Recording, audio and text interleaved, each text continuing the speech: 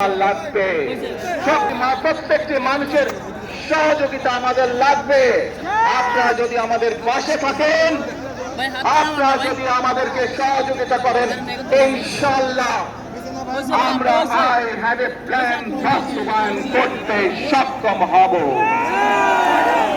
আসুন আমরা আল্লাহ রাব্বুল আলামিনের দরবারে হাত তুলে প্রার্থনা করি, আমরা যেন হে রব্বুল আলামিন, হে একমাত্র মালিক, হে একমাত্র পরওয়ারদিগার, হে একমাত্র রহমত দান করে, হে একমাত্র সাহায্যকারী,